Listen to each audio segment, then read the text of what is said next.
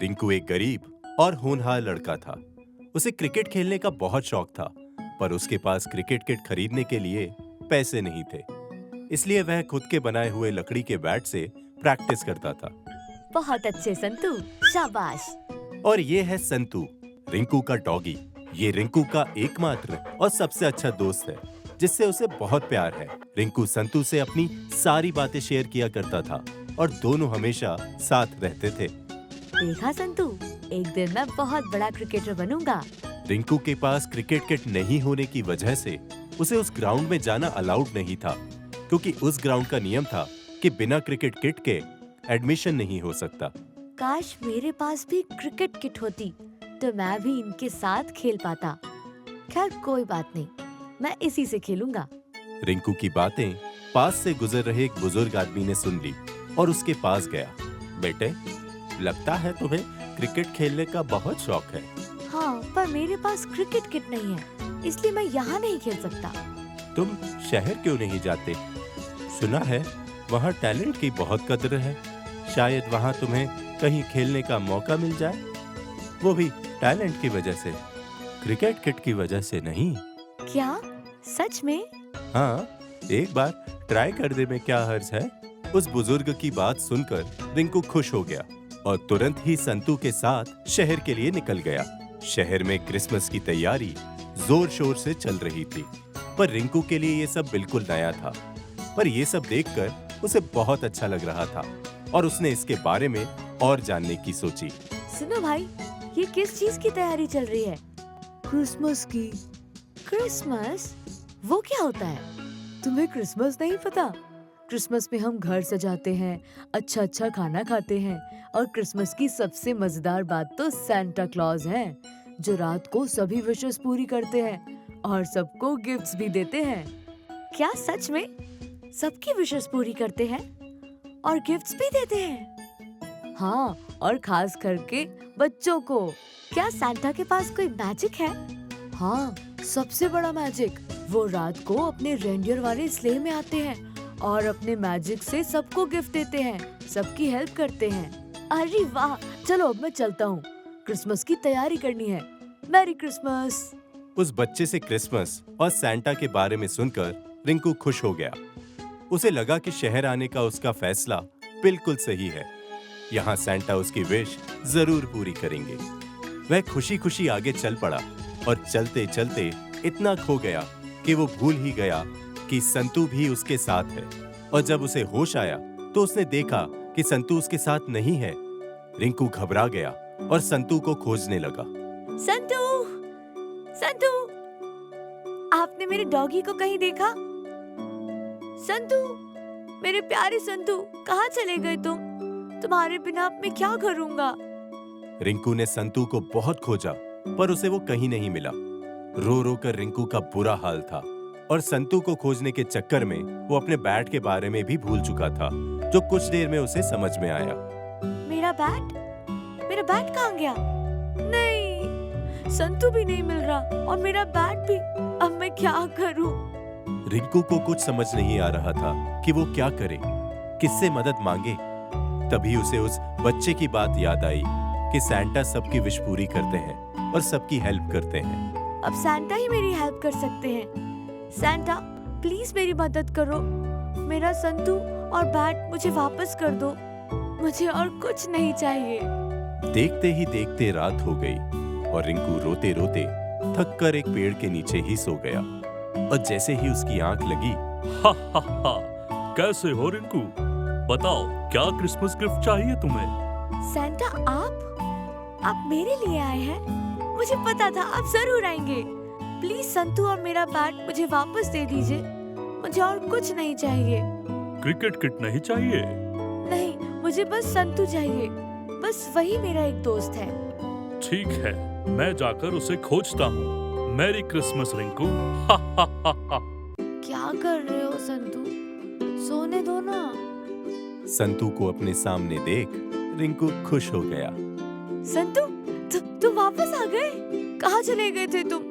रुको एक मिनट, तुम्हें यहाँ सैंटा ने लाया ना? सैंटा कहाँ है आप? मैं सच कह रहा हूँ संतू, सैंटा मुझसे मिलने आए थे। या वो कोई सपना था? रिंकू को समझ में नहीं आ रहा था कि सैंटा सच में उससे मिलने आए थे या उसने रात को कोई सपना देखा था। पर जो भी हो, उसे संतू वापस मिल गया था और वो इसी से खुश था। पर उसके लिए एक और सरप्राइज था। संतू, कहाँ ले जा रहे हो मुझे? अरे रुको! पेड़ के पीछे जाते ही रिंकू को वो मिला जिसका सपना वो रात दिन देखता था। क्या है इसमें? अच्छा रुको, मैं खोलता हूँ। वाओ! क्रिकेट किट और मेरा बैट।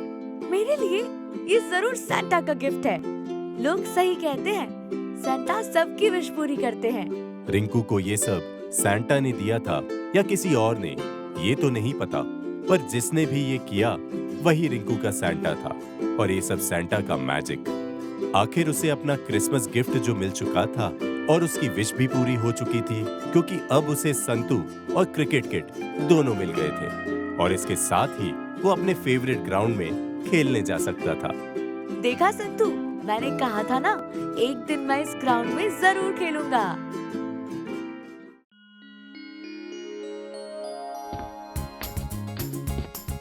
आज तो बहुत मजा आएगा। मैं लाइब्रेरी में हिस्ट्री की बुक्स पढ़ूंगा। मुझे हिस्ट्री की बुक्स पढ़ने में बहुत मजा आता है। हाँ, और मैं मैजिकल स्टोरीज पढ़ूंगा। मुझे जादू की कहानियाँ पढ़ने में बहुत मजा आता है। आज हम पूरा दिन लाइब्रेरी में बिताएंगे। हाँ, वहाँ हमें कोई डिस्टर्ब करने वाला भी नहीं होगा। चलो, अब जल्दी से चलते हैं, लेट हो रहा है। चिंटू, मिंटू, तुम लोग कहाँ जा रहे हो? लाइब्रेरी। सुना है वहाँ नई स्टोरी बुक्स आई हैं। क्या? नए स्टोरी बुक्स? फिर तो हम भी चलते हैं। हाँ हाँ, क्यों नहीं, चलो हमारे साथ, बहुत मजा आएगा।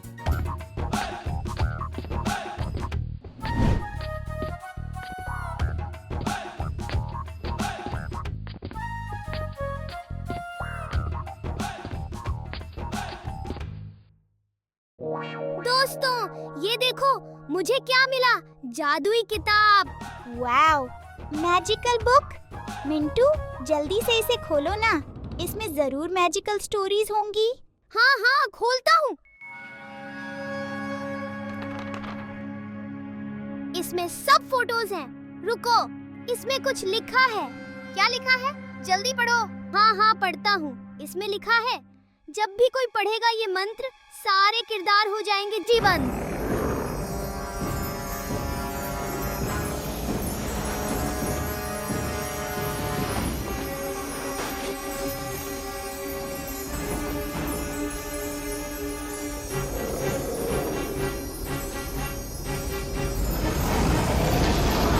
ये क्या हो रहा है? लगता है ये बुक सच में जादुई है, इसलिए मंत्र पढ़ते ही बुक के सारे फोटोज में जान आ गई। मुझे तो बहुत डर लग रहा है। डरने की कोई बात नहीं, हम किताब से आए हैं। हमें किताब से निकालने के लिए थैंक यू। नहीं नहीं, तुम ऐसे बाहर निकल के हमारी दुनिया में नहीं रह सकते। तुम्हें वापस जाना होगा। एक तो इतनी सदियों बाद हम बाहर आए हैं, ऊपर से तुम हमें फिर से वापस भेजना चाहते हो, पर ऐसा कभी नहीं होगा दोस्तों। चलो यहाँ से, हम इस दुनिया का आनंद उठाएंगे। नहीं, रुको। हमें मत रोको वरना उल्टा लटका दूंगी।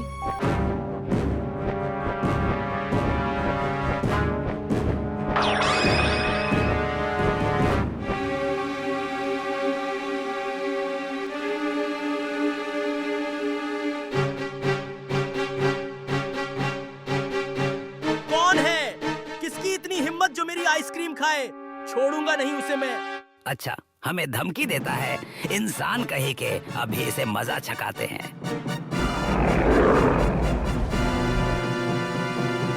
हमें मजा चखाओगे? तो तुम कौन हो?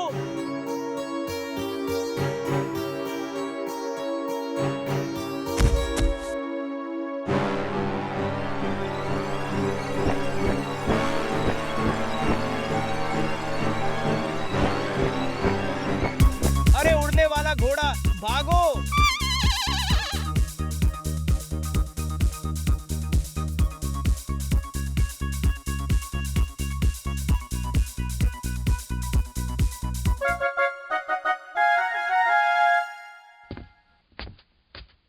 वाह, कितनी अच्छी ड्रेस है। ड्रेस खरीदनी है तो बताओ, यहाँ खड़े होकर भीड़ मत लगाओ। पर इसे खरीदते कैसे हैं? पैसे देकर। पैसे? पर वो तो मेरे पास नहीं है। तो मेरा टाइम वेस्ट मत करो, चलो जाओ यहाँ से। पता नहीं कहाँ से चले आते हैं। इसे तो बात करने की भी तमीज नहीं है। अभी इसे मजा चखाती हूँ।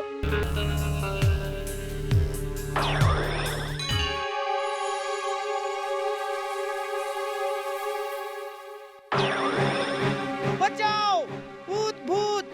अब तुम्हें कोई नहीं बचा पाएगा। लटके रहो यहाँ। मुझसे अच्छे से बात नहीं करने की यही सजा है।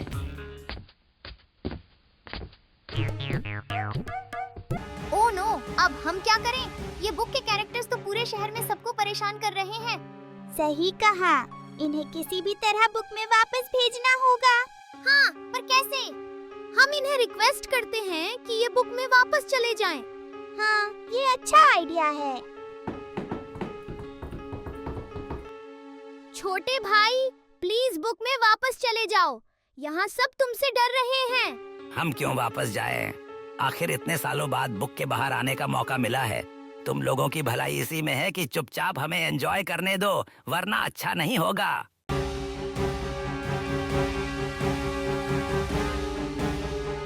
ओह नो, अब क्या करें? मेरे पास एक आइडिया है। जैसे बुक में इनको बाहर लाने का मंत्र था, वैसे ही इन्हें अंदर वापस भेजने का भी मंत्र होगा। हमें किसी तरह वो मंत्र पढ़ना होगा। हाँ, पर वो बुक है कहाँ? वो तो लाइब्रेरी से उड़ के बाहर चली गई थी। वो रही बुक, चलो उसे पकड़ते हैं। ये बुक तो पकड़ में ही नहीं आ रही।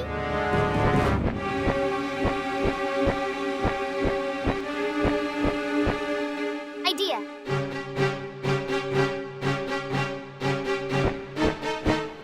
अगर और गाजर चाहिए तो आके ले लो। क्या? और गाजर? हाँ हाँ, मुझे तो बहुत सारा गाजर चाहिए। अभी आता हूँ।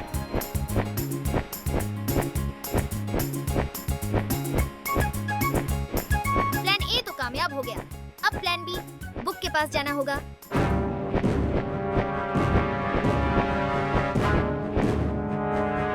ये वेल डन चिंटू। चिंटू, अब जल्दी से मंत्र पढ़ो। हाँ हाँ, पढ़ता हूँ। किताब के किरदारों को फिर से करना है यहाँ बंद, तो आंख बंद करके पढ़ो ये मंत्र। क्या आंख बंद करके? पर और कोई चारा भी नहीं है। किताब के किरदारों को फिर से करना है यहाँ बंद, तो आंख बंद करके पढ़ो ये मंत्र। हाँ, पर लगता है मंत्र का असर नहीं हुआ।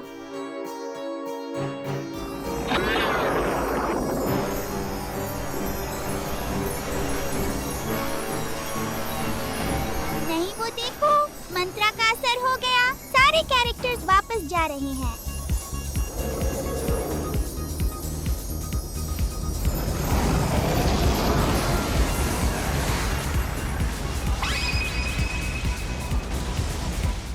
बहुत पढ़ लिया मैजिकल बुक। अब चलो इसे वापस लाइब्रेरी में छुपा देते हैं, वरना पता नहीं अब क्या होगा। हाँ हाँ, चलो।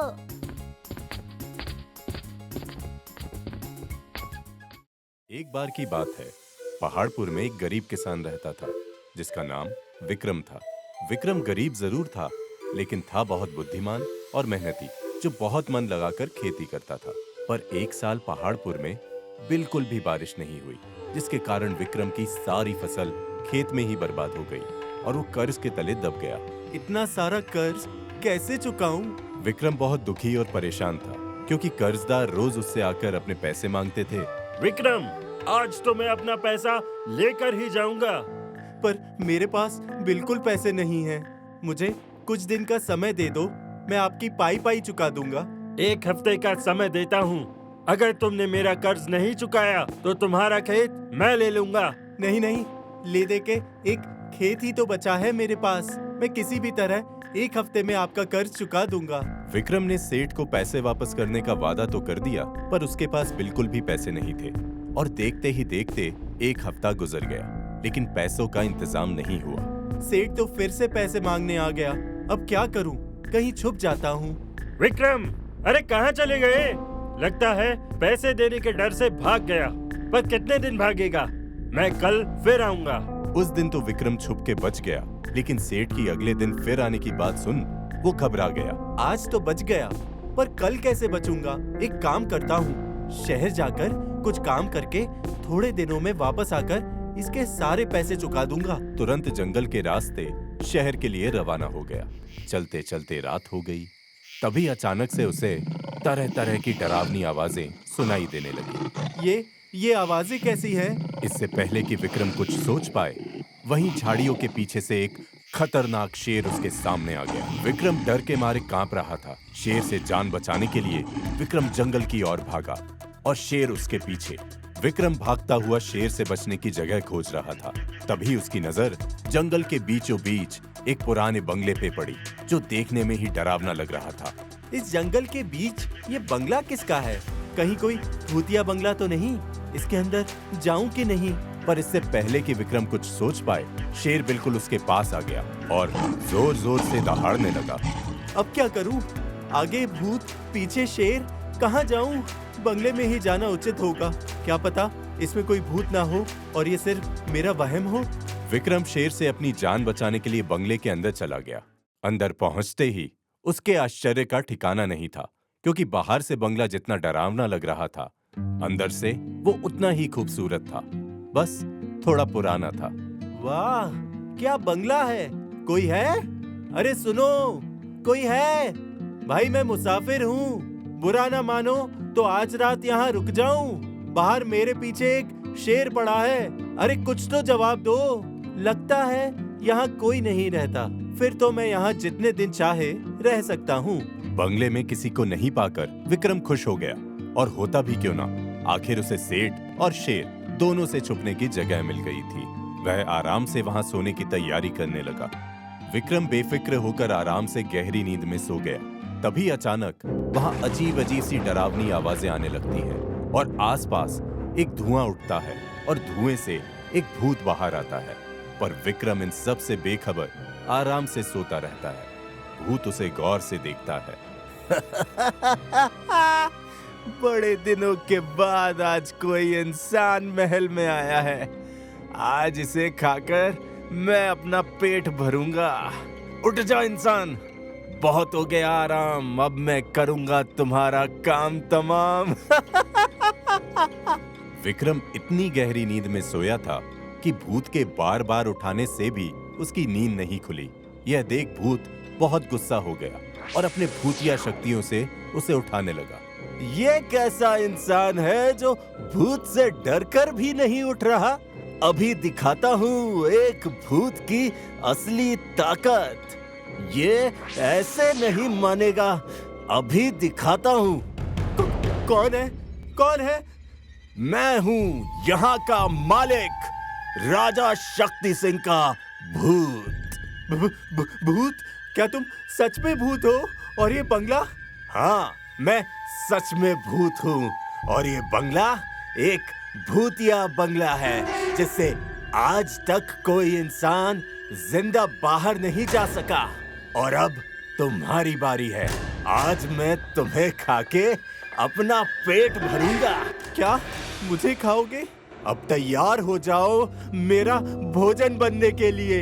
लगता है ये भूत मुझे खाकर ही मानेगा, पर बचने के अंतिम उपाय करके देखने में क्या हर्ज है?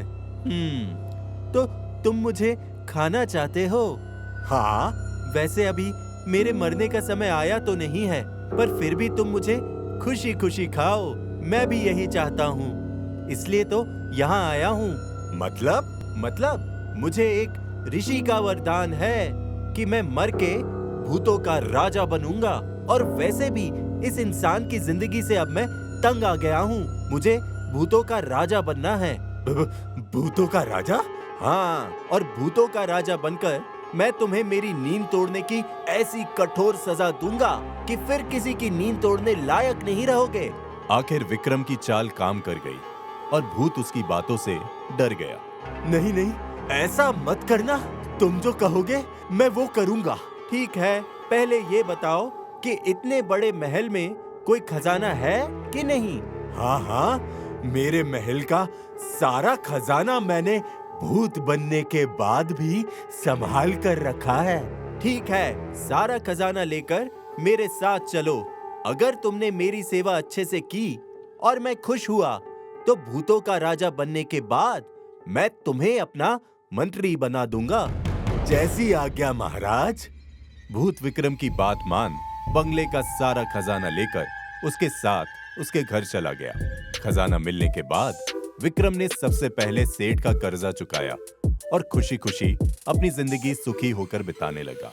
अब उसके पास पैसे की कोई कमी नहीं थी और भूत की वजह से कोई उसे परेशान भी नहीं करता था।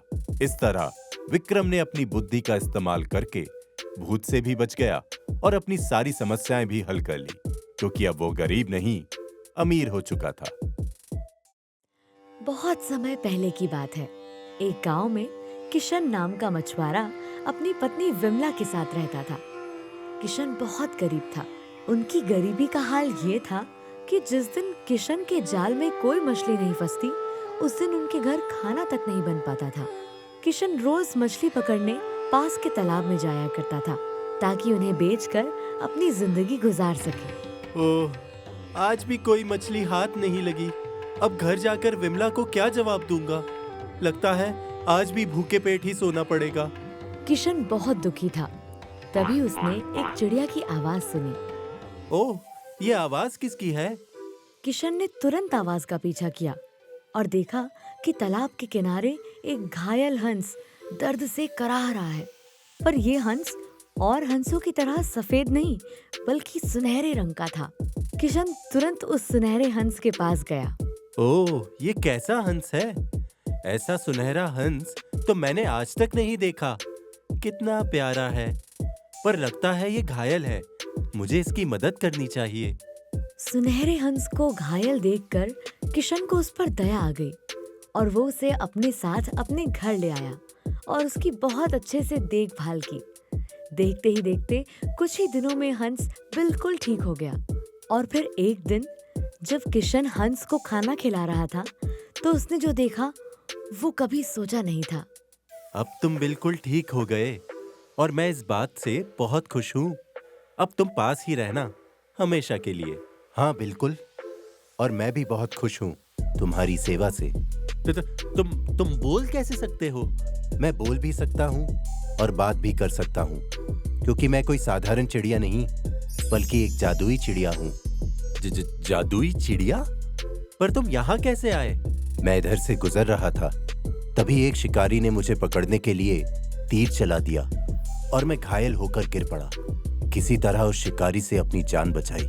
ओह, ये तो बहुत बुरा हुआ। हाँ, अगर तुम सही समय पर नहीं आते तो पता नहीं क्या होता। तुमने मेरी जान बचाई है और मेरी बिना किसी स्वार्थ के इतनी सेवा की, इसलिए मैं तुम्हें कुछ देना चाहता हूँ। सुनहरे हंस ने उसे अपना एक पंख निकाल कर दिया और जैसे ही किशन ने पंख को हाथ में लिया, वो सोने का बन गया। ये तो सोने का पंख है। तुमने ये कैसे किया?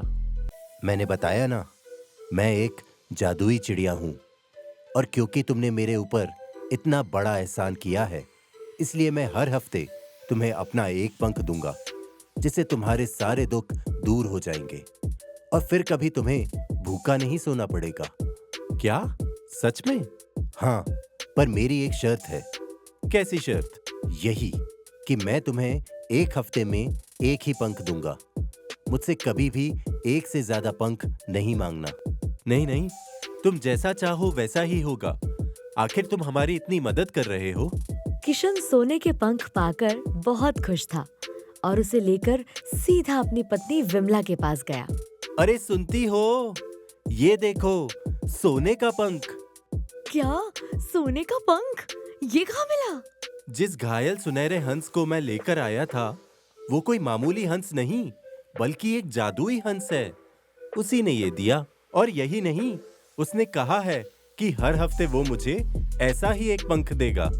क्या सच में? फिर तो हमारे सारे दुख दूर हो जाएंगे। अब जल्दी जाओ और इस सोने के पंख को शहर में बेचकर पैसे ले आओ। आज तो घर में पकवान बनेंगे, पकवान। हाँ, मैं अभी जाता हूँ। किशन सोने के पंख को शहर में बेचकर पैसे ले आया और फिर धीरे धीरे उनके अच्छे दिन शुरू हो गए। सुनहरा हंस उसे हर हफ्ते एक पंख देता और फिर किशन उन्हें बेचकर अपनी जरूरतें पूरी करता। देखते ही देखते किशन के पास रहने के लिए नया घर, पहनने के नए नए कपड़े, खाने के लिए एक से एक चीजें और ढेर सारा धन और गहने थे। अब वो अमीर हो चुका था, सब उस जादुई चिड़िया की वजह से। इसलिए किशन उस हंस का भी बहुत ख्याल रखता था। वो अब उसके परिवार का एक सदस्य बन चुका था।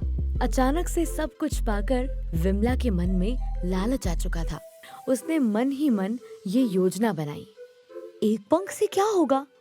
मुझे तो उस हंस के सारे पंख एक बार में चाहिए, फिर कभी कोई दुख नहीं होगा। अगर मैं किसी तरह इस जादुई हंस को पकड़कर इसके सारे पंख निकाल लूं, तो हमारे पास सोना ही सोना होगा। विमला अपनी योजना को पूरी करने के लिए मौका देखने लगी। फिर एक दिन जब किशन मछली पकड़ने तालाब में गया और घर में बस विमला और सुनहरा हंस था, तब विमला को मौका मिल गया। आज सही मौका है। विमला चुपके से सोते हुए हंस के पास गई और उसे पकड़ लिया। आखिर आज तुम मेरे हाथ लग ही गए। आज मैं तुम्हारे सारे पंख एक साथ ले लूंगी। नहीं, रुको, ऐसा मत करो, छोड़ दो मुझे। छोड़ कैसे दूं? इतनी मुश्किल से हाथ आए हो। विमला को अपने लालच के आगे कुछ नजर नहीं आ रहा था। उसे तो बस किसी भी हालत में हंस के सारे पंख चाहिए थे। पर वो भूल चुकी थी कि ये सुनहरा हंस कोई मामूली चिड़िया नहीं, बल्कि एक जादुई चिड़िया है। हंस को विमला के इस हरकत से बहुत गुस्सा आया। ये कैसे हुआ? जादुई हंस ने अपने जादू से अपना आकार इतना बड़ा कर लिया कि वो विमला के पकड़ से छूट गया और विमला को उठाकर आसमान में ले गया। नहीं, छोड़ो मुझे नीचे उतारो, माफ कर दो। विमला के माफी मांगने पर हंस ने उसे नीचे तो उतार दिया, पर उसका गुस्सा अब भी कम नहीं हुआ था। मूर्ख औरत, तुमसे बड़ा लालची मैंने आज तक नहीं देखा। मैंने तुम्हारी इतनी मदद की और तुम मुझे ही मारना चाहती हो? तुम गरीब ही ठीक थी। मेरे जाते ही जो जो चीजें मेरे सुनहरे पंख से तुम्हें मिली हैं, वो सब गायब हो जाएंगी। यही तुम्हारी सजा है। नहीं, रुको, मुझे माफ कर दो। हंस ने विमला की एक न सुनी और वहां से चला गया। और जैसा कि उसने कहा था, उसके जाते ही किशन का घर, उनके कपड़े, गहने और सब कुछ गायब हो गया। और विमला ये सब देखती रही, क्योंकि अब वो कुछ भी नहीं कर सकती थी। हाय, मेरा घर, मेरे गहने, मेरे पैसे, कोई रोको इन्हें गायब होने से। विमला रोती और पछताती रही, पर उसकी सुनने वाला कोई नहीं था। थोड़ी देर में किशन वापस आया और सब कुछ गायब देखकर दंग रह गया। ये कैसे हुआ? किसने किया? ये सब मेरी लालच का नतीजा है। मतलब? विमला ने किशन को सारी बात बताई। देखा, तुम्हारे लालच ने हमें कहीं का नहीं छोड़ा। मुझे माफ कर दो। उस दिन के बाद किशन और विमला रोज तालाब में उस जादुई हंस को खोजने जाते, पर वो उन्हें कभी नहीं मिला।